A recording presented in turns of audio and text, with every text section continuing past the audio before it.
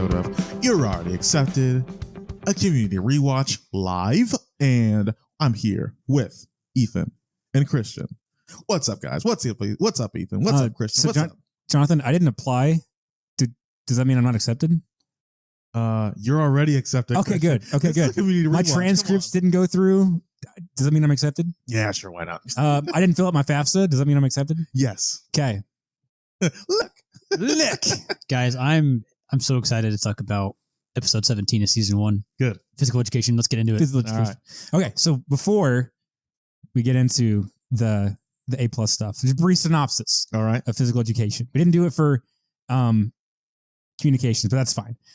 So Jeff thinks that he's so cool, and he's going to have a blow-off class in billiards. It's a billiards class, not pool class. He wants to wear a leather jacket. He wants to cosplay as a biker pretty much and play pool, but the pool teacher, the coach, doesn't want him to. He wants to wear shorts. You got to play for the love of the game, right? Okay, so Jeff is trying to protest the need to wear shorts, right, and deal with that. At the same time, though, Abed thinks that there's a girl who likes Abed because somebody was it Troy's book. He opens it up and there's a picture of Troy or of Abed in there. So it's all about how does Abed get a girlfriend? Right. Very well drawn too. It was gorgeous. Yes. Almost like it was part of a stage design or anything. Yeah. But so those are sort of the two major points. I don't think that there are really any like C plots, are there, between like Annie or Chang or anything like that? I don't think so. Yeah. I guess Britta and Bagels, but yeah. Anyway, so now that we have a brief synopsis of the episode, Jonathan, what were your A+ moments, the best scenes, the best lines from the episode? I loved so Pierce saying, if this is gonna turn ugly, I can't be there. I can't be here. I'm a 2-striker. which is Alcoholics Anonymous, isn't it? Well, I thought 2 strikers like the classic 3 strikes you're out, like prison thing in the US, right? Because okay. Like he's gonna turn violent. Exactly. I thought it was because like he was gonna be driven to drink. Yeah. Okay. Yeah. Well, honestly, I was thinking about that. I'm like, what would be Pierce's 2 strikes? I'm like, I could see a DUI, and I could also see like public indecency or like public. I guess that's like the one when like you're naked in the streets, right? Like public indecency. Yeah. So I could kind of see that. But yeah, and then Abed teaching Abed to approach a girl, like that whole scene. That, like, what room is that? Like, it's like some extra, not even an extra classroom. But it's like, they have like these extra rooms. Like there was a band room that they used a couple episodes. Closet. It's like an old classroom for storage. Yeah, exactly. They hang out in there quite a bit. I mean, I love that little. Honestly, like I've probably rewatched that scene by myself like more than a handful of times. And like one of the reasons I love it, because like I just love Mad Men. Like I binge watched that show just a few years ago actually, but I loved like what are you reading? And like again, John Hamm. John Hamm, yeah. And just he even like the cigarettes, like again the show takes place in the 60s, so everyone's smoking all the time. Like I was watching that show and like even the doctors were smoking. They're okay, but where did Abed get the cigarettes? That's it. That's again, like that's just Abed. It's Abed magic. And so I just love that whole little thing of like trying to teach him. When they first see white Abed, Pierce goes, "It's like Abed, but employable." Like it reminds me of the line from a couple episodes where like it's Troy and Britta dancing, and he's like, "Socially, it's unacceptable, but it's the actual dynamite." Oh my goodness! Like it's like you feel bad for laughing at that, but it's. That means there's another Pierce quote where he's like, I can't think of anything that's more frightening than a half Polish, half Arab virgin in his 30s. Yeah. One way or the other, that ends in an explosion. I'm like, I feel really bad for laughing at that. That was my favorite line from this whole episode. Yeah.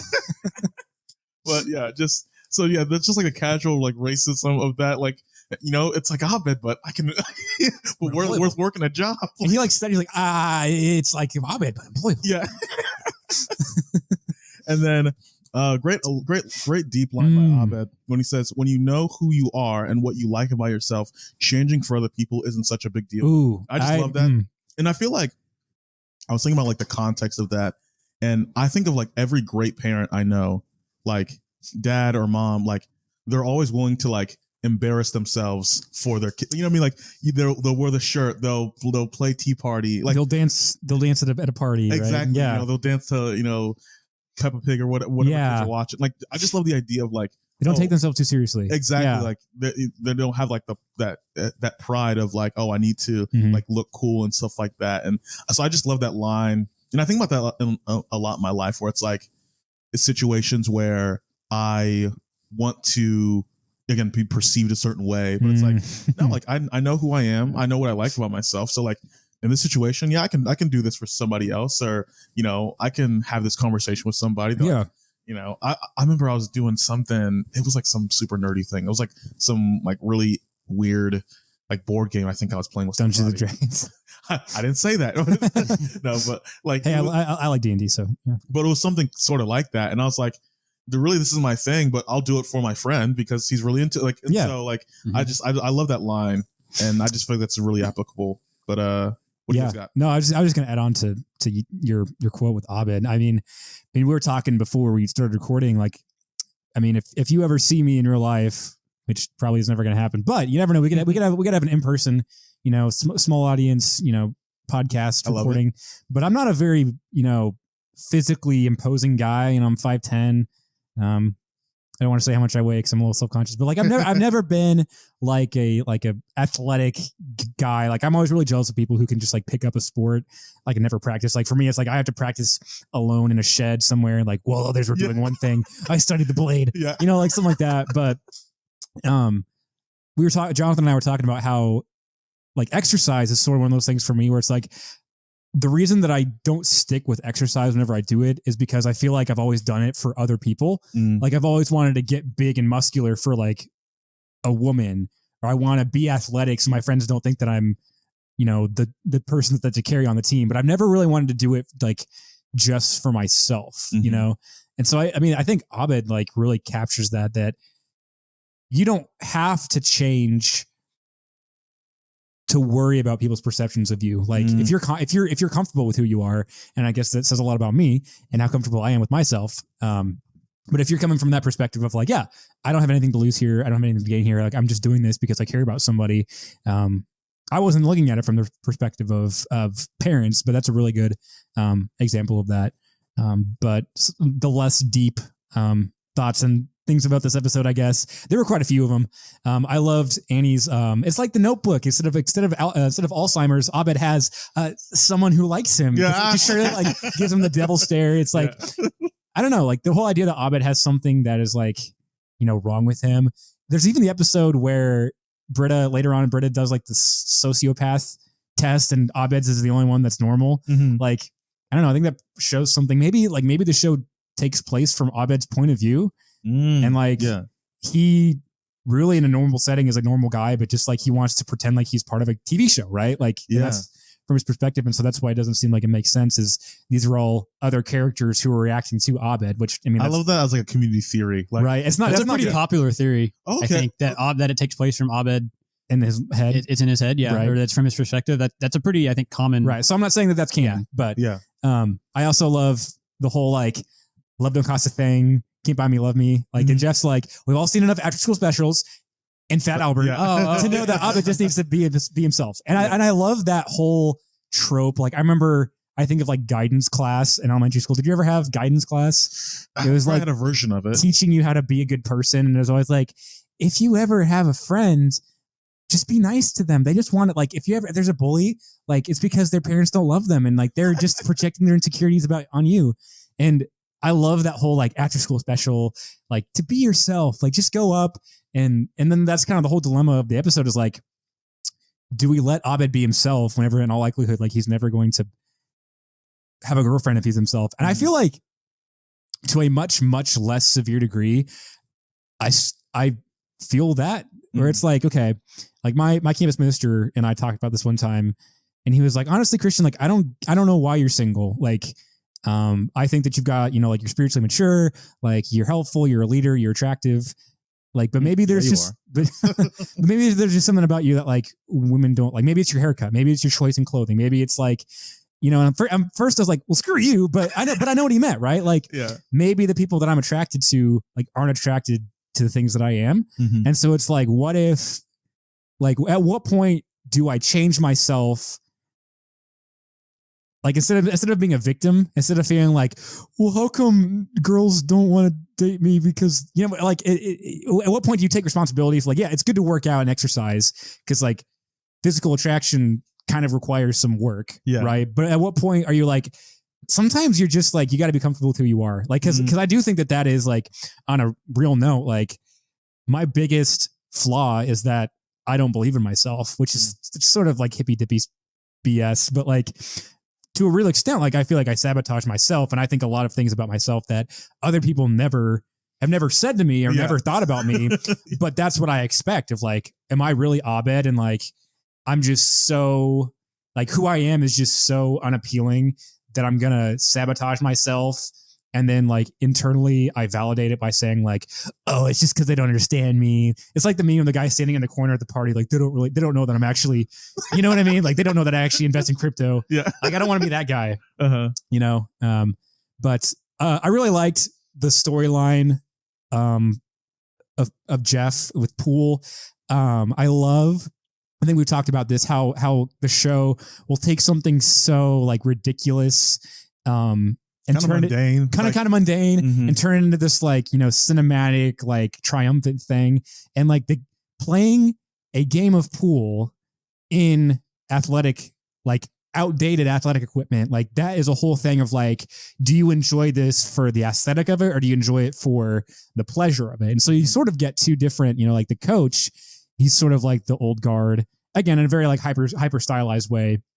Like he just loves the game of pool and he doesn't want to accept the fact that like maybe other people can enjoy it too. Yeah. Like, people who were Kansas City Chiefs fans before the Mahomes era versus people who were only Kansas City Chiefs fans after the Mahomes era. Yeah. Like I'm kind of bitter of people from like, Wyoming who are like, yeah, my favorite football player is Patrick Mahomes, so I love the Chiefs. Yeah. And I feel like there's kind of some like crossover there. And then just how the climactic, I choose shorts. Yeah. I choose shorts. And the coach like, son of a, he kisses him, which was that supposed to be like a closeted gay thing? I don't think it was. I think it was just supposed to be like you're so beautiful, like kiss him on the mouth. I mean, if it is, then que sera, sera. But the whole, like, even whenever Jeff wins, like there's like the triumphant, like trumpet music and he like lifts the pool stick up and he throws it at the guy and the guy like catches him and he's like, I got this for you, man. I'm going to hold on to this forever. And it's like, again, it's so like ridiculous, but I love it so much because like it's just that style of humor. It's like, it's this one thing, but they're treating it like it's this other thing. So I really like that. No, it's what community does best, honestly. Like it takes like simple, like again, I literally didn't think about paintball until they did like an episode. I mean, I don't think about pool. I don't think about foosball. Yeah, I mean, like, exactly. I just love how they take like basic, everyday life stuff, whatever, and like, make an entire storyline that's emulating like, who is like, why does Jeff not like want to play in shorts and stuff like that? And so it just takes, I mean, I agree. I agree. I've got a lot of, I really like this episode. So sorry guys, I'm take some time, but a couple of Abed quotes that I really liked was his impression of Jeff. And he even broke it down where it's 10% Dick Van Dyke, 20% Sam Malone. So, which is Ted Danson and Cheers, 40% Zach Braff from Scrubs, and 30% Hillary Swank and Boys Don't Cry, which I've never seen. It's a good. It's good. Is that 30% Jeff? Well, he gives what 10%, right, on Hillary Swank, right? No, it's 10, 20, 40, 30. 30%? Yeah. Oof. 10% Dick Van Dyke, 20% Sam Malone, 40% Zach Braff from Scrubs, and 30% Hillary Swank. I would just I'd give it like 10%, like maybe more Sam Malone. Yeah, I would give it more because he sort of plays like the straight man of the episode. But then I don't know, just Zach Braff and Scrubs. I know that one hurt. Like I love Zach. I love Scrubs. I love Zach Braff. Like I like dang. Yeah, and then because it's not the first time that it's not the only time that they reference it. It's the first time of several times. Man, Zach Braff owes everything to Scrubs. Which is Troy leaving the show early. But I also liked the quote that Abed had, where it says, everybody wants to help me, but usually whenever they can't, they get frustrated and they stop talking to me, or they trick me into buying them ice cream and then shove me into the dryer. Like the whole idea of like, I think everybody wants to convince themselves that they're a good person. And so like they go all in to want to help somebody, but then at the first sign of like real opposition or real they shut down. I know that's always really interesting to be like being somebody with mental illness or like trying to be there for somebody who has mental illness. Like that's a lot of what happens. Like my mom and I have had a lot of really deep conversations, but sometimes it just gets so like repetitive and so frustrating. Like you feel like you're going 2 steps forward, 1 step back, or 3 steps back, by the next time you talk to them. And so, again, everybody wants to feel like they're a really good person. Everybody wants to help Abed, But I think what Abed's saying is like nobody's really sincere, and with you guys, like, and it's really about them like wanting, like it's not really about Abed, right? You know, it's not really like, oh, I want to help Abed. It's like I want to see me get Abed a girlfriend. Yeah, exactly. Right, but exactly. I think in this context of the episode, I think everybody, at least at first, believes that they're like, oh, we're gonna get Abed a girlfriend because you know, like Pierce said, like I can't think of anything more terrifying than a half full of chapter, virgin in his 30s. But I think it's sort of like this. Oh, isn't this going to be so cute? We're all going to go on an adventure and get Abed a girlfriend. But he's like, it's not a part of the adventure, right? Like, and then he was like, you know, like you guys are more upset than I am about this because you wanted to get me a girlfriend, right? Because then the next quote that I really like is that girls like me because I'm pretty adorable, and my aloofness subconsciously reminds them of their father. And I'm like, I love the fact that like Abed knows his worth. Like, I'm pretty adorable. Yeah. So I'm sorry. Those were a lot of good things from the show or the episode. But and with the last quote with Abed, like there's another one. I think it's that same conversation where he's talking to Britta, and she says something about self-esteem, and he's like, Britta, I've got self-esteem flowing out of my butt. Yeah. Like that line is so funny, but like that's honestly a good book quote line too. Yeah. And then Jeff is like, Abed, you're a god. Yeah. Which again, there's only one god, but it's not Abed. But one god, man. I do love doesn't just like that. Abed's adorableness in this episode. Like he's just so calm. He's so calm. He's so confident, and he knows. I mean, that's really kind of what the show's about. Like Abed does not need to be anybody else, but like he needs to be himself. Be yourself. Yeah. Okay, got it. Yeah. Abed, what are you doing? Not going over there because is there a version of you that would go over there? Yeah. Which like, again, Abed's vampire self, like going over to talk to the girl, like that's a great scene from this episode. Yeah. It's just. And Danny Pute's so like I love Danny so much. I mean, I'm on a first name basis with him, but I'm, you know. And then it happens twice, and then there's Troy like picks him up, and you're like, whoa, gets him out of the scene. And I love how like again we know a little bit about Abed's backstory, like his family, and like how, I mean, it seemed like his oh my goodness, sorry folks, my cat just attacked the blinds. His like difficulty of like just understanding him kind of played into like his parents' divorce slightly, and then like you just kind of hear like some of his bullying stories along the way. But it's amazing that he still has like so much self-confidence. Yeah. And like it's amazing that he's like, again, he, like you said, he knows his worth. You know, he doesn't overvalue himself. He doesn't think he's a god or anything like that. Like he just seems really lonely. Like lonely, but I think he's like come to terms with it. He's I don't think that he doesn't use that as like he's not Shirley. He doesn't weaponize it to where it's like, oh, my friends shoved me in a dryer. Yeah. So it's like, I think he changed, like he said, he changes himself because he cares about the study group. And he's like, okay, I recognize that this is something that my friends want for me. So maybe it's worth doing.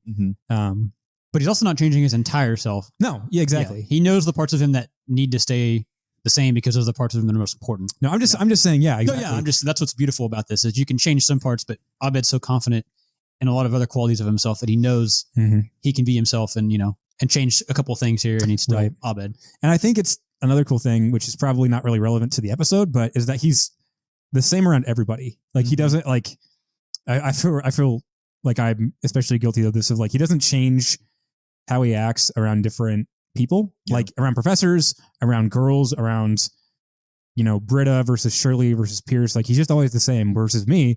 I feel like I'm different around like my grandparents who are pastors versus you guys versus like somebody at my work or somebody that I see like going out on a Friday night. Like I wish I could be like Abed, which is something I wouldn't in the right context. I'd want to be like Abed where I could just be myself. Cause then sometimes you unravel, or at least I do. And I'm like, okay, which of those versions of me is actually me? Yeah. Like which one, like I've done this for so long, like, and this you kind of lose yourself. Right. Yeah. In the music, you know, for the moment you want to better know, like, which I know it sounds like, oh, I'm 14 and this is deep, you know, it hits on Tumblr. This hits really close to home. But like, I really do feel that sometimes of like, okay, whenever I'm outgoing and friendly and talkative to somebody, like, is that me? Or whenever I'm like at home by myself, like watching Community and hanging out with my cat, like, is that me? No, dude, I'll tell you what, I remember like, I hated school growing up and like, I hated going and like, for me, I just tried to survive. Like I was just like, okay, let's just get through this, you know? And I realized that like pretty, like, I guess fairly young. Like I remember especially like 4th, 5th middle school. Like I was just like, I just hate this. I just need to get through it. And I remember like at a certain point, I was like so sarcastic that I became like that sarcastic person that I was like playing. And like there's a certain point in there where like I lost myself. I'm like, do I really like think the things I'm thinking, or like, am I still it's like a method actor, like am I so deep in like you're gonna shut yourself in a motel room and not talk to anybody for 3 weeks? No, but I hear what you're saying in the sense of like you can kind of lose yourself if you like play too many people. It's weird. Yeah. Which Abed doesn't do. Which that's the whole point of that. But sorry, Ethan? Are we still on best scenes? I don't know. I feel like we kind of overlap. That's all right. This is a good episode. A lot to talk about. I mean, I just want to add, I said this at the top. This is like one of my favorite episodes. There's just so many great scenes in this one episode. Impactful. I mean, you get the Brita bagel right off the bat, like the bagel versus bagel, and like the making fun of what Brita, Padgy was that? 258? Which Padgy, yeah. I mean, it's just, and like that's a scene that I think about a lot. And I think about the show that just, when I first watched it, that scene made me laugh. When I rewatch it, I still get a chuckle out of the making fun of Brita, like saying the word bagel. And I don't know. I kind of forgot that was in this episode because this is such a great episode outside of that. You feel like it's something from like season 4. Yeah. Because this is like the first time Chang is like, oh, you're the worst. Yeah. Yeah. But like, I mean, you get that. Chang, them in the classroom, and he's saying, adios. God, They won't leave. it's over. They won't leave. And like, that's such a great scene. We talked about Abed approaching the blonde girl, which her name is Jenny, and being the vampire. Gravy Jones. And like, that's a very, like when you watch like best community scenes like on YouTube, that's one of them usually is him approaching the girl, being himself. And then, I mean, the pool scene, like the final billiards competition scene is like, that is cinematically, it's a great, it's shot really well. With the background music, like Werewolves of London.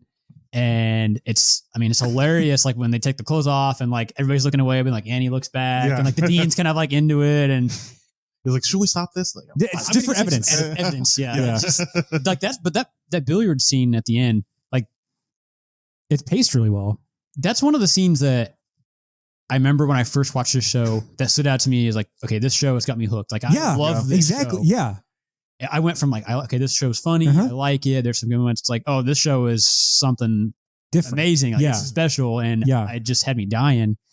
And rewatching it again, I was reminded of just how much I loved it when I first watched it. And I still love this episode. I think it's probably, I mean, I don't want to get ahead of myself for like rating the episode, but it might be my top 5 favorites of the whole show. See, that's kind of one of the things that stinks. Like I appreciate, like this is a community rewatch. Obviously I've seen it through probably 2 times already. I do wish, this isn't possible, but I do wish that I could experience Community for the first time again. Like I agree. For sure. Oh man. But I agree with that. And this episode, like it's clever. Like there's the Chang, it's like an underappreciated line where he's like, he puts the textbook up to his head and he like does his he's like, her name's on the front of the book, morons. Yeah. But like you even like you can see him like looking at the front of the book before he flips through it and does it. And it's like it's just, I don't know. There's something. There's care. Again, this feels like a community episode compared to what we had last episode with Slater. And does Jeff like the professor who's a safe bet, or does he like the girl who's not a good fit for him? Which one's he going to end up with? Like this is like, it's brilliant. Just are you going to wear shorts or $300 Italian jeans? Because do you really like this because of how it makes you feel? Do you enjoy the game, or do you like how it looks doing? Like, it's so good. I love the choice of like Pool too, because it's like Pool is a very like aesthetically pleasing sport. It's like, yes. And also just like, you play pool in bars. Like, it's like, it kind of has like this sexiness to it. Yeah. And like this, again, like this danger. You like take it away with like short shorts and gray sweat. Well, there's a line about that in there, right? Where he says something about, right there. I call that your personal business and the desecration of America's coolest sport. Yeah. Exactly. He's like, honestly, it is the coolest sport in America. Like, vanity, thy name is whatever his name is. The first one. Yeah. But I honestly though, I don't think that these exist, but I want to get one of the Greendale Athletic Department polos that the coach has. And I also love the casting of the coach too. Like he looks like a high school gym coach. Yeah. Like they didn't get like some like B-list actor who's like, oh, this is funny because he's a famous person who like kind of like Raji, the guy who's the janitor in like season 5, season 6. I can't. Camille Dongiani. Yeah. It's like, that's funny because like, oh, he's not really a plumber. Exactly. He's a star. He's a star, right? So I like that they had like, if they would have had like Nathan Fillion do like, come on. Well, because then he's like, does this look like somebody who cares about his looks? He takes his shirt off and just like, no, this isn't like, I don't care how I look either. And he takes his shirt off. He's got abs. I'm like, you're not proving anything. Like you look really, really good. And his underwear, like that looks very early 2010s, like the orange and blue stripes, like that style. It looks, that was good. Yep. For leading the class for this episode, I said Chang, first of all, because again, he just has so many of those lines. I think this is snarky Chang is the best, compared to crazy Chang, or even just like cruel Chang. Like the next, or the dance, whenever he rides his moped and he's like, drunk and he's showing up, like that's not Chang that I like. Changnesia, Chang is different. Like this is the Chang that I like, where he's like, guys, class is over. Get out of here. Like he seems like exasperaid. He's still like a grown man in the teacher. He still has like agency. Like he's not just like, he's not just like a joke, Yeah. He's like agency. Oh, agency. But then I also think Abed is probably the winner, because again, he's willing to stay who he is for himself, but he's willing to change for somebody else. Right. And I aspire to have that level of like self-confidence. I would like to think that I can approach somebody somewhere between Don Draper and a vampire. What are you reading? Pride and Prejudice? So you're familiar with 2 Zans. How about a third? I don't think we can smoke in here. Why'd you choose that outfit? Yeah. Oh, God, so good. I agree with Christian. I think Abed is the best of... I mean, this episode is kind of about him, and really, I mean, the whole show kind of... We could debate that it's about him, but... I think it turns into that, for sure. Yeah, but I think this episode... I mean, his character arc throughout the whole show, you can kind of sum it up in what he talks about. We talked about it already with him. Like, I don't need to change myself, but I'm willing to, because I'm confident in myself. And I think that's kind of his whole character arc for the rest of the show is kind of summed up, I think, in that Abed, we kind of see him start to change a little bit throughout the show, but like he's still at his core Abed. Yeah. He does become more social. He does in meta, but he also sticks to his, I mean, he's still very into movies. He's confident in himself and, cares about his friends. And it just, we've already talked about him a lot, so I don't want to keep beating the dead horse, but I think this is such a great, wholesome episode for Abed. And I think he's maybe my favorite character from the show. I mean, I think a lot of people would probably say the same. And there's just something really beautiful about the way he handles himself in this, that I think Community is a great show as a sitcom, but it also, I think, is a great show for life. And I feel like Abed is the one character. I know in our last episode, I'm glad that none of the characters end up with anybody, but I do wish that Abed would have ended up with somebody, not out of pity, but just like, I think I said Alison Brie last episode too. Brie Larson is what I meant. Like, that was weird because of Brie Larson's Captain Marvel. Anyway, like, it just, he's one of those guys that you root for, For like sure, you want to see him end up with someone. But I feel like, because I always think about this, like, what is it about Abed that we root for? And I think it is because he's so genuine. That like, because again, like anybody can spot fake, like fake people, on a stage or in a group of friends. Like, fake always shows itself. Like, if you're true, like, I don't know, I bet there are thousands upon thousands of people that have like analyzed the success of Joe Rogan, but like that's the thing about it, is like he's just authentic. Yeah, it's just like that's exactly who he is. Like, and like that's what I've heard about like interviews, like his friends, like on other programs, like, what's Joe like? It's like, no, that's it. Yeah. And so like I don't know, I strive for that personally. I'm like who figure out, first of all, who am I, and then like just do that, be that. And yeah, so because I feel like a lot, the only exception to what I'm about to say is actually in the show, but whenever, I feel like there are different episodes where different characters are like the antagonist. Like, okay, Shirley is bigoted, so anything about religion is sort of her fault, or Pierce is the antagonist of the D&D episode. I feel like anytime Abed like hurts somebody else, it's not intentional, in the sense that like he's trying to put somebody down, or like, I think it's just sort of like the only like exception to that is whenever he sprays Buzz Hickey's drawings of the duck. Like, then I think that he's actually like vitriolic because he misses his movie and he gets, arrested, or handcuffed to the filing cabinet. But I feel like, again, you root for him because he sees the world like he sees it. And whether you agree with that or not, like you can't argue with the fact that he sees it that way. Mm-hmm. Yeah. Yeah. And then he lives it out. Like exactly. Yeah. Mm-hmm. For leading the class, I had Jeff. Again, I think Abed and Chang are solid choices. I think I went with Jeff on this one just because I don't know. I know we've talked about it a bunch, but like the pool, that final scene, again, very cinematic, just really drove the point home. I think the growth of him in the episode is that why I chose it too. It was also kind of funny to me how like he was kind of flirting with that girl in like the billiards class, even though like he's supposed to be with Slater. But I thought that was kind of odd, but it's also Jeff. So yeah, exactly. And then for extra credit, I think Abed makes a quiet Rain Man reference with the bagels. 13. Yeah, because like I didn't get that at first. I think it's a Rain Man because like it's a Rain Man. Yeah, because with the toothpicks that that they get dropped in that one doctor scene. So there's that, and then Alison Brie is a side character in Mad Men. She's one of the like secretaries. No, she's a wife to one of the like up and coming ad people, and see, but then you get run in the fallacy of like Marvel referencing Star Wars. Like, how's Captain America going to feel whenever Mace Windu is Nick Fury? You know, like yeah. So.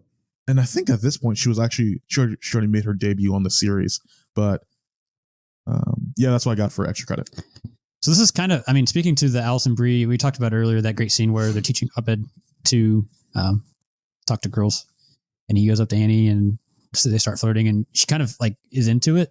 Mm-hmm. And like that happens a lot through the show. Mm-hmm. I remember this one specifically, and then there's like the paintball one where I think it's paintball where he's being Han Solo. Mm-hmm. Yeah, and she kind of, but she also does that to Britta, so what? She almost kisses Britta. And oh, well, yeah, right. Yeah. Yeah. But I mean, I guess that's a good point. Yeah. Yeah. Annie's right. Very easily like kind of turned on by people. Because like, again, she's 18, right? Yeah.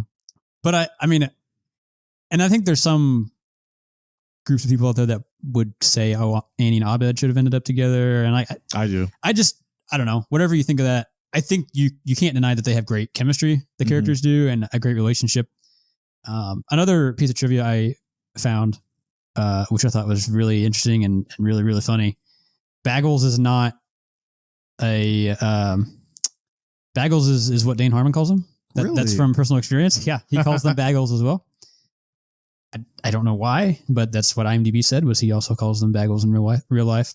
And then there's that final pool scene, the song Werewolves of London plays, which is a great song, and Dan Harmon's very intentional about the music he uses. Usually it's referencing something. Obviously we know the show's full of references. I assumed that was a reference to something, but I wasn't sure what it was. So I went and looked. Apparently there is a movie from 1986 called The Color of Money, which has a billiards. It's all about pool. Yeah. Yeah. It's a billiards movie. And that's the song that plays during one of the key scenes. So. Okay. Yeah. I figured it has something to do with nice. That. Yeah. I like that. So obviously you made the connection with Don Draper from Mad Men and Alison Brie. So I also thought it was just really funny, like how each character in that scene suggests who Abed should impersonate. Mm-hmm. So, Don Draper or Mike Brady is the Brady Bunch. And obviously Shirley is like this very like traditional, nuclear family person. And then Britta mentions Joe from Facts of Life, which I'd never really interacted with a whole lot as a sitcom, but it's a really weird connection because Molly Ringwald also plays in The Facts of Life as an actress, and she's in Breakfast Club from the last episode. Yeah. So I don't know if that was an intentional like follow up to that, if Don Harmon just really likes Facts of Life, or if that was just sort of like a coincidence. But I thought that was interesting. And then also Calvin and Hobbes, like Calvin. I don't know what necessarily Troy likes about Calvin other than that he's a cartoon character. If there's ever an issue, he just pees on it. Yeah. But this is also like the second sticker tongue. Yes. No, I love that. This is the second episode in a row that they call Abed Slumdog. Mm-hmm. Did you notice that? Who? White Abed does it in this episode. Oh, yeah. White Abed. But who did it in the first? Or the Chang does, because Jeff and Abed are drunk. They're hungover, he's like, oh, it looks like Ryan Seacrest and attorney for Ryan Seacrest and Slumdog are missing. So I just thought that was kind of weird. And this isn't a trivia piece so much, but it's a little something extra. The scene after Joey shows up, where everybody, it's like the next day or whatever, and everybody is like, oh, poor Abed, he's probably so heartbroken he couldn't get out of bed. And then he walks in and he's like, oh, Abed, are you okay? And he's like, I'm fine. You guys are probably more upset about it than I am. I was watching that yesterday. Whoops, I just spoiled my watching habits. But it reminds me of like whenever I was in high school, and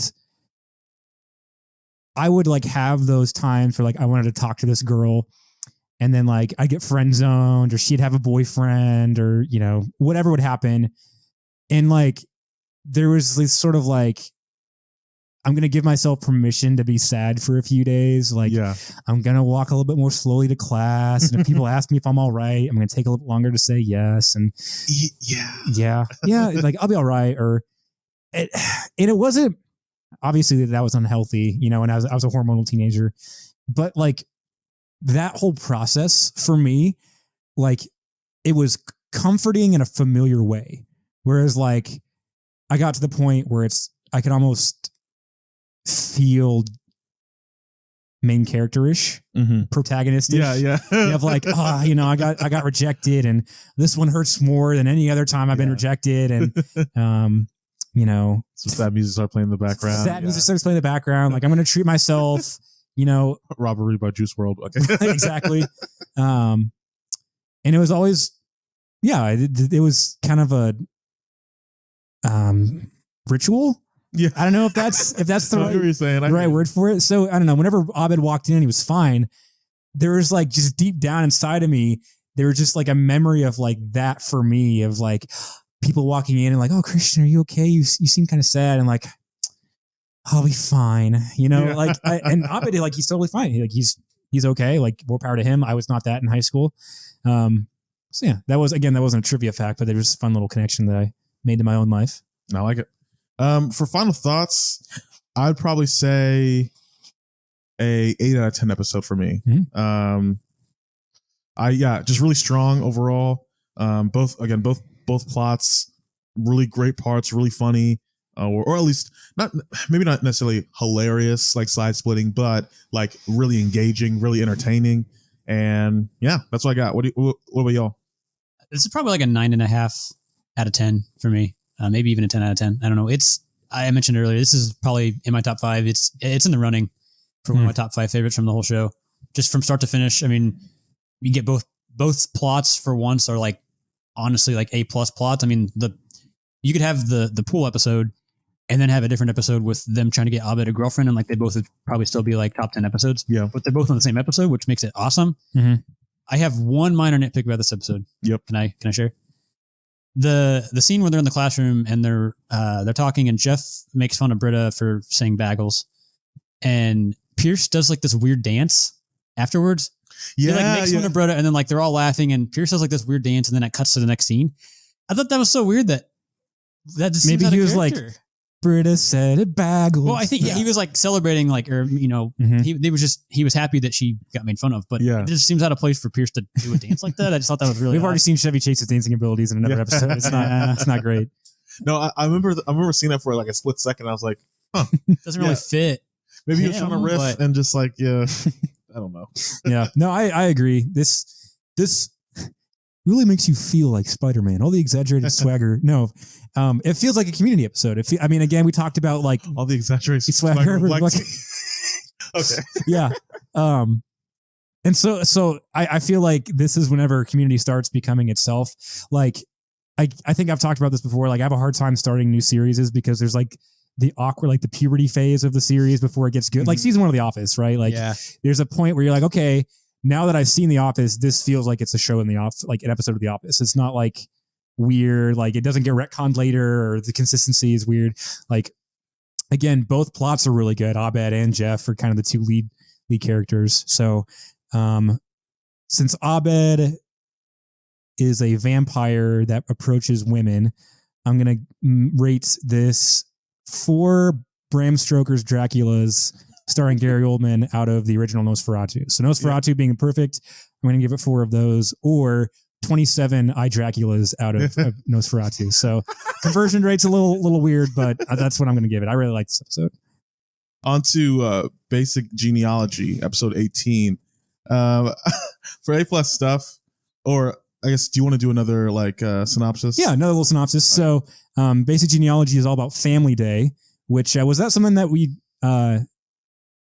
talked about? Like, didn't Jeff tell Leonard, like, shut up, I talked to your son? Yeah. That's one of my nitpicks for this episode, is that they talked about it in the last episode for Family Day. Yeah. So in this episode, it's Greendale's Family Day. So you bring your kids, your parents, your grandparents, whatever. So we sort of get to see how each of the Greendale 7, like how their family impacts their lives there. So Jeff doesn't bring anybody.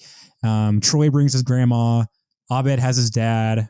Shirley brings her kid, but Jeff, Annie, and Britta don't bring anybody. The closest thing to family that Pierce has is his ex stepdaughter, and that's sort of the whole kind of joke, is that like he's not really her daughter. In fact, he's a stepdaughter from a past marriage. And Jeff has the hots for her. Surprise, surprise, because Slater just broke up with him. The Shirley and Abed plot is going to be, Abed's dad thinks that Shirley's a bad mom, and he's too overbearing of Abed's cousin. And then Troy and Britta argue over whether Nana is too harsh, or if she's has anything valuable to give, or old fashioned or whatever. So, or she's just crazy. Or she's crazy, right? So you have a couple of different dynamics that emerge there. So that's, maybe Ethan, if you want to add anything, I don't know if I give the synopsis for that. Pretty good. Do you mind if I start the A pluses? There were some pretty good, some pretty clever interactions between characters. I think that was one of the highlights of the episode. I'm going to jump ahead a little bit, was the dynamic, but whenever Britta and Troy are talking about Nana, and Britta's like, you hide from your grandma? She's not going to be around forever, Troy. And Troy says, I want to believe you're right, Britta, but you never quite are you? Yeah. And I feel like that's sort of like the beginning of Britta's the worst. Yeah. But you never quite are you? And I think that that's kind of a funny bit too, of like your friends are trying to console you. Like you talk about your family and they're like, they're not really that bad. Yeah. Like my sister and I used to butt heads quite a bit, and I'd always rag on her and be like, oh, she's so adorable. I'd be like, of course she is. Yeah, that's how she lulls you in. Yeah. Right. You don't have to live with her all the time. Yeah. But the fight scene with Chang and Pierce, I love the timing of that. Yeah. Where Rabbi Chang comes in and he's like, what is that supposed to be? You're supposed to know, moron. Yeah. And then Chang's like, I got this. Don't worry. He cracks his neck, and then it just cuts to after the fight. And I just love that, because I think it's funnier than if they would have actually had them wrestling on the ground. Oh, for sure. All awkward. Yeah. But I do love the whole Senor Chang. Ben, do you realize how ridiculous that sounds? And it's I'm not saying that there aren't any, Jewish rabbis of Jewish or of Asian descent, but that's kind of the joke, is that they're both a little off. But then he stands up formally, in that fight, just it's kind of cool to see Chang kind of care about somebody else. Exactly. and this will only end when Pictionary bans the word windmill. Yeah. We had talked about Officer Kakowski in one of our last episodes, but he never has a scene where he doesn't have a funny, you know what I mean? Yeah. He doesn't ever have anything not to give this the scene. He's 10 for 10. Yeah. Yeah. He's 10 for 10 from deep from three. Right. Shooting 100% from the field. He's icy on that. So again, I thought this was a good episode and a lot of good dynamics going into it. I liked the line from Pierce. It's just like a casual racism. Pierce was just talking to Chang. He's like, "Hey, duck sauce, that was rude." Is that after Chang? Oh, it's Chang or Pierce broke the bank for his escort. Yeah, exactly. And Chang is also sorry, I had more. He's like, man, I'm surprised that Starburns isn't a virgin, but judging by that Bluetooth headset, his son sure is. Yeah. Touching. And then they're like, what? Yeah. It was just Starburns come on. What? I just love that. It's peak Chang. Yeah. And then Jeff telling this to Annie, he said, disappointing you was like choking the Little Mermaid with the bike chain. And I think I laughed out loud when I was watching this, because I like pictured it in my mind, but like in like Rick and Morty style, like cartoons, like cutaway gag, just or like Family Guy. Yeah, exactly. It's like a cutaway gag on Family Guy. And then the windmill scene, we just talked about that, and then Jeff at the very end when he starts crying about later, he's like, "We used to watch a show that she used to watch," and he's like, "I hate Glee." I never get the appeal. Yeah. It's okay. I'm not a fan of it either. I'm not crazy about it either. Glee catches a lot of like strays from Dan Harmon, which I actually was reading in the trivia. I guess it's because like they were on at the same time. Like Glee and Community were in the same block when they were on air, so that makes more sense. But yeah, another great Chang line I got to shout out to. None of your business, but I ate my twin in utero. Yeah. And then Shirley like blocks her kids' ears. It's so random from Chang, but like I think I believe him. I think there's a reference to that later. Whenever Shirley has Ben Chang's baby, or like you think it's his. I'm pretty sure there's a reference to that. Yeah, I mean, I feel like that explains a lot for Chang. I mean, we mentioned the Pictionary scene, but the windmill scene, like the whole Pictionary sequence. Stop circling the same thing. Stop. Yeah, and like the when I can't remember, Amber draws the like happy as a clam, happy sideways vagina. Circle with a squiggly. Yeah. So sideways. Yeah. You heard me say happy, right? Yeah. And then not so much a funny scene, but whenever Shirley comes back and, you know, there's the scene where she comes back and is arguing with Abed's dad and she's talking about how he shouldn't be as strict. And she looks at who she thinks is Abra. It's actually the two boys. Mm-hmm. Like, that's just so awesome. That's so awesome. Like when you see the eyes blink and you realize that it's her kids and she realizes too.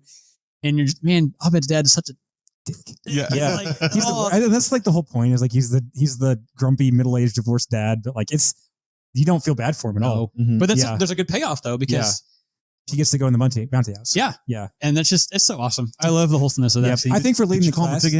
Yeah. That makes me want to get a hot dog. Yeah.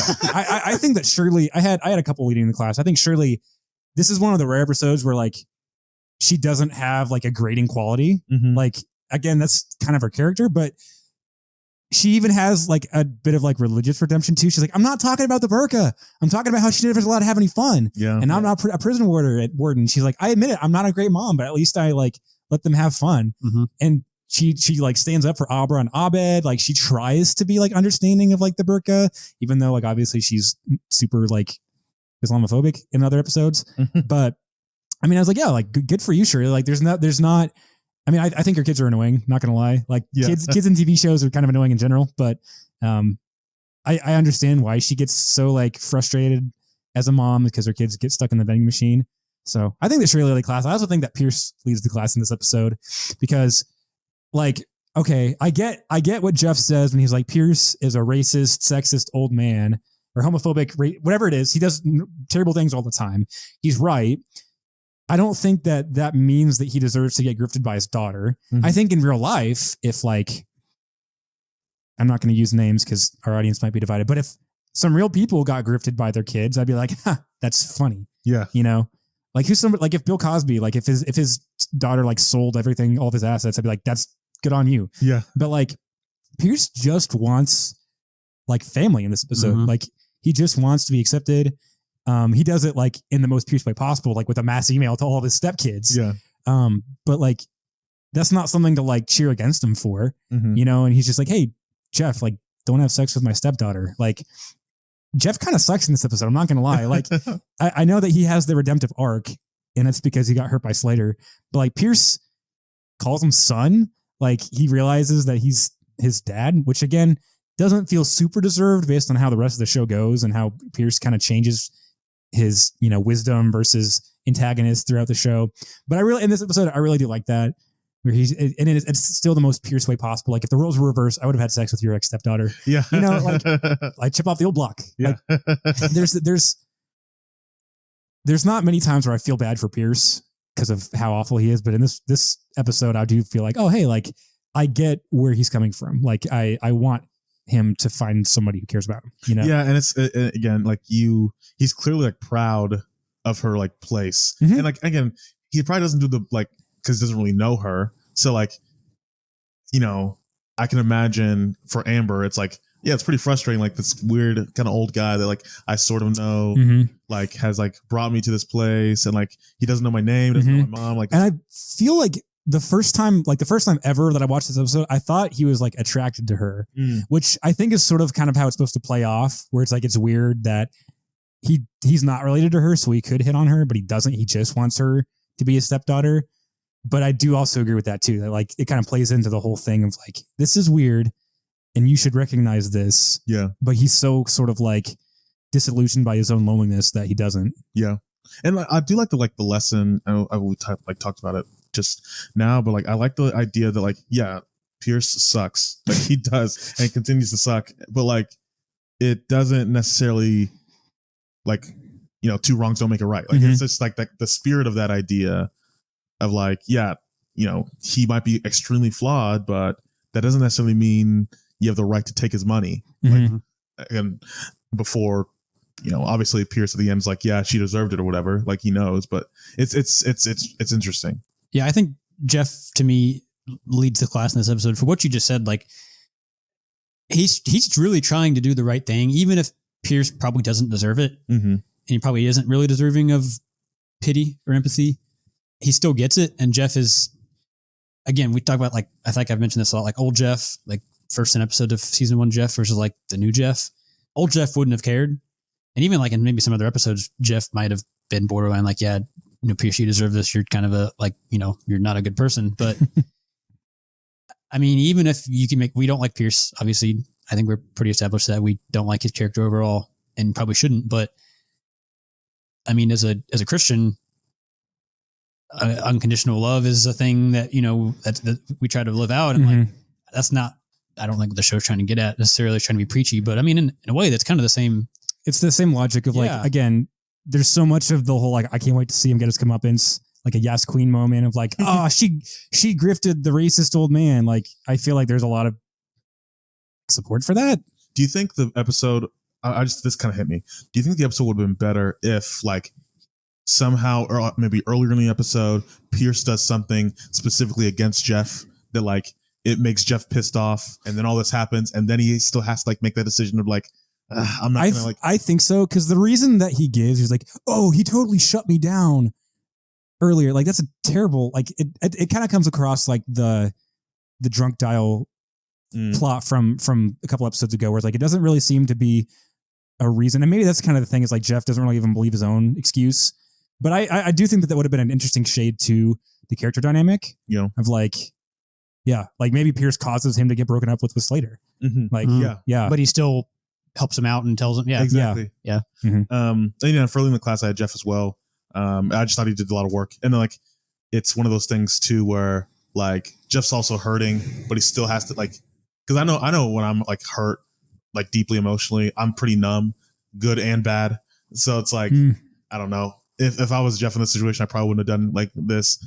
You know what I mean? It kind of would have just like looked out for me. But yeah, I think hurt takes on different shades depending on who you are. Like for me, you know, I get broken up with, and my response is to sort of shut down and like withdraw myself. But I also do get the appeal of like I'm gonna seek validation in other people. Yeah, because like, and I think Jeff, that's kind of his character, is that he's deeply insecure about himself, even if he has the like appearance of courage or, you know, outgoingness. Like I think sort of lost my train of thought there. But what do you guys think? Like, I don't mean to cut you off there, but like, what do you guys think Slater and Jeff broke up? I don't know. Because honestly, it's like it just kind of happens. Yeah, I was thinking that too. And again, the last couple episodes ago, they were like perfect boyfriends. Exactly. Yeah. And so it's like, and like, just as Jeff was talking about, like they're already in the rhythm of like, it's not just hanging out anymore. Like actually, I mean, a few episodes back, they had like the whole deep conversation of like, this is what a relationship is and all that. And like, you know, they're watching Glee together. So they're already in the rhythm of like hanging out and, you know, sharing meals and just sitting, you know, cuddling on a couch. Yeah. And so it's like, it's weird to think that like, there's just this, oh, okay, we're done. And so, and again, and it's kind of frustrating because I feel like they just kind of use that breakup as a plot device. I don't know. What do you got? I mean, I Yeah, it's frustrating because it just feels like it's a convenient plot device, but we haven't really seen that much of their relationship. I mean, we see them hang out and like they're obviously very physical in their relationship. And from the clues we get from Jeff, they've obviously hung out, so it's not like they don't see each other. But I mean, the fact that we haven't seen much of their relationship makes it a little easier to believe and digest. Is like, okay, we don't see the behind the scenes of like maybe there is not that much in common for them outside of the physical aspect of it. Right. That's a good point. She's definitely not Karen Filippelli. Karen did nothing wrong. Slater, I don't like Slater. She and Jeff don't have a lot of chemistry. And again, I don't think it was the actors. I think it was just the fact that the character was sort of like written in and she's supposed to be the bad guy kind of. But yeah, whenever they broke up, I was just like, oh, finally, like we're at that point now. Good. It's like in Frasier, whenever Maris and Niles finally break up, finally get divorced because after like 3 different false, like close calls, you're like, finally we can get in the whole storyline of him and Daphne now. Like, that's a good person. I love it. Any extra credit from y'all? Yeah. I mean, we already mentioned earlier, I kind of a nitpick, but also trivia. They, in the last episode, Jeff said something to Leonard about, he talked to his son at Family Day and he knows about his gambling addiction, but obviously this is Family Day. Yeah. So, kind of seems like similar to like the Luis Guzman statue where like they unveil it, but like the episode before you actually see it. So just a continuity error. I mean, it's forgivable. And then a piece of trivia I found that's really interesting. So the lady that plays Troy's grandma, her name is Fran Bennett. She was an acting coach for Alison Brie.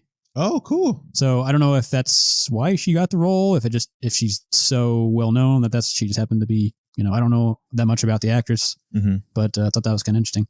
I like it. I didn't have any. There was one scene. It's whenever, it's the beginning whenever they're in the class or like the study room.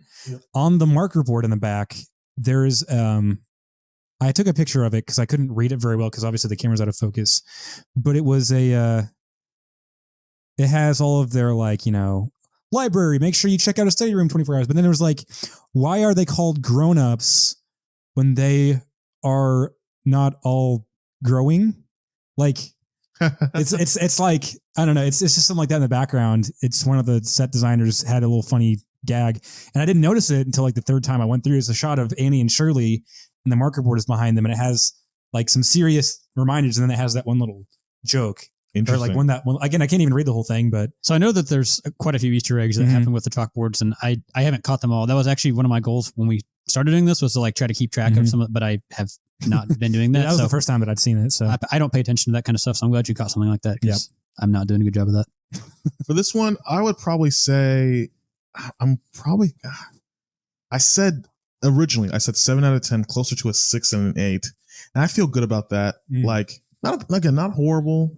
Not offensively bad or anything like that, but not a ton of like really good special here. And we talk about the 3 plots. So we have the one with Troy's grandma. We have the one with Albert and Shirley. Yeah, Pearson, Jeff, and Albert and Shirley and stuff like that. And so again, I don't really love any of those plots. I think there's some good things in there, in each of them. I will say, like with the Troy, like with Troy's Nana, the one scene that like always comes up best community scenes, like when Britta's getting whipped and like they bang in like they come in, totally wrong room. Yeah, what's his name? Gosh, Jeff.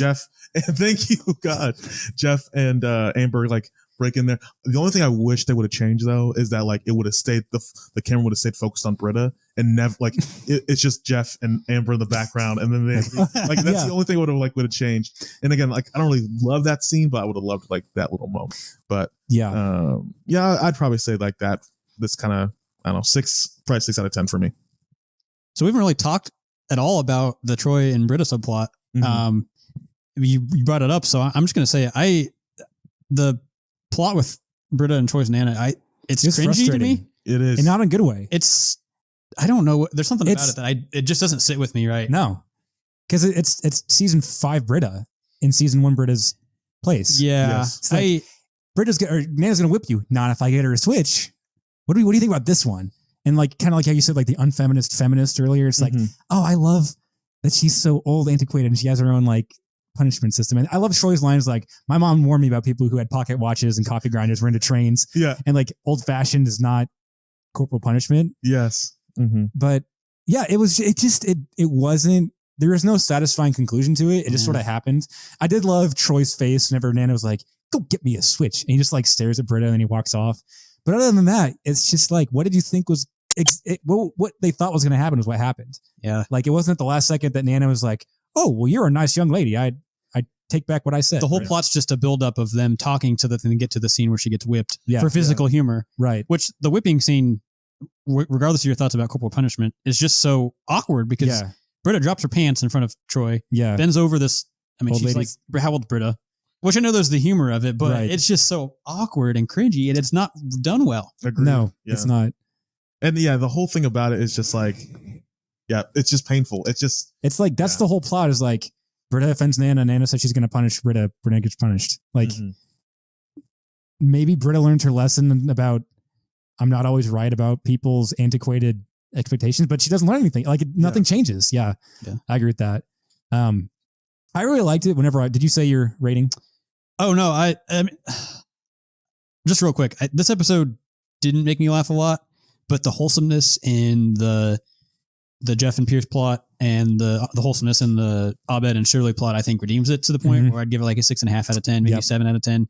Again, there's not a lot of funny scenes in it. I really didn't think there was like that many scenes that I laughed at, besides like the windmill scene, with the dictionary scene, which is pretty good. It's pretty good, but overall, it's just, it doesn't feel like it sticks out to me. It's just kind of another community episode. That's fair. There's a lot of like Amber. I didn't like Amber. She felt like a generic love interest. It was like, oh, we need somebody in this episode that Jeff is going to be chasing, and it was just that person. It wasn't the actress's fault. Just didn't feel genuine. Abed's dad is the worst. I will say too, with the Amber thing too, it doesn't even fit like the thing that's happening with Jeff. Yeah, like, he's it's like, because even if it would have been Pierce's actual daughter, and he doesn't find that out until like the end of the episode, like that would have been funny. Yeah. And it also would have been more interesting. And I don't think he would actually sleep with Pierce's actual daughter because he would be like, it's Pierce. Like, yeah. Right. Yeah. I mean, like, well, so Jonathan, is your problem? So you're saying like the fact that Jeff just got broken up with by Slater and now he's going to Pierce's stepdaughter feels that a place? Is that what you're? Yeah, that's what I'm saying. Cause like, I feel like he could have thematically, it's like you want that thing that Jeff is going after to also kind of like, he needs like an emotional rebound from Slater. But like, if Slater never existed, he would probably like this plot would still be happening. And so like, I don't feel like it's a good tie into Jeff. But I think the point is just, it's Jeff. It's just a physical rebound because he's still kind of that sleazy guy. I mean, he's just a typical guy that just needs a physical rebound to get back out there, you know? I've got another Frasier reference. When the episode where Niles is trying to like abstain, like he's trying to put his foot down again with Maris. He's like, we're not going to have sex. And I'm going to like, I'm going to hold out, right, as a way to like show. And so like, as this episode gets on, he gets like more and more like horny. He's like, Ross, has anybody ever told you what a nice little strut you have? And Frasier just be like, Niles, stop it. Yeah. I feel like that would have been, I'm kind of torn. Like, would that have been a tired trope to have Jeff do where it's like, you know, he starts hitting on Britta again, even though he knows that it's wrong. And then he starts hitting on Annie. And then he even starts hitting on Shirley and he catches himself. Like, I don't know if that would have been funnier. It could have been something different that they did. But I do, again, Amber in this episode, she doesn't ever come back. I feel like for Pierce, you know, talking about Amber with Pierce in mind, I feel like one of the ways they could have ended the episode was at the end, you have another one of Pierce's kids responded to the mass email.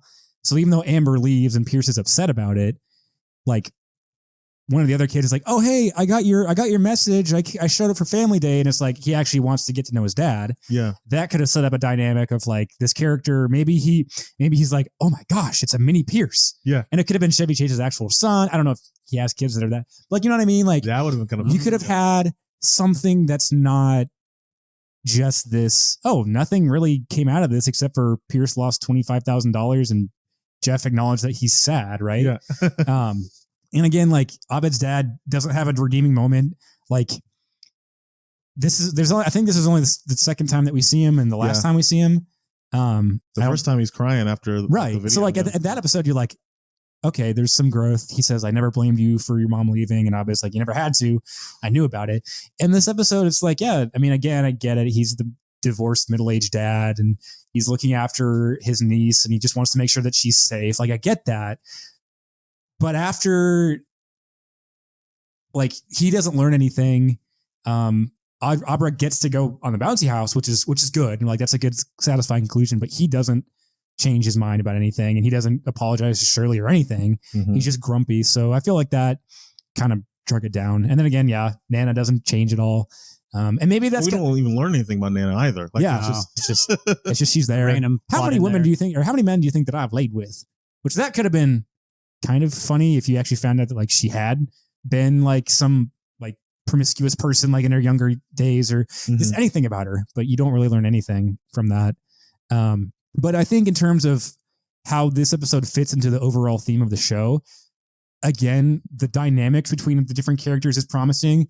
I think Abed and Shirley have a really good interaction that they don't have very many of. Yeah. The only other episode I can think of where they even are kind of close is the one where Shirley wants to make a Jesus movie. And then Abed like makes her really mad doing that. But I think you really start to see the chemistry with Joel McHale and Alison Brie and then Donald Glover and Gillian Jacobs. I see that a lot. I look for that a lot in these episodes. And I think that you really start to see that here where Jeff is like, you know what, Annie, you're the worst. You really are. And Troy and Britta's just sort of interaction. I do really like that. So if I had to rate this, Greendale is human beings. That's their mascot. So if I had to rank this episode on a scale of Paranthropus to Homo sapien sapien, I'd give it a Homo georgicus. So that's about a 6 out of 8 in terms of 8 different species of humans.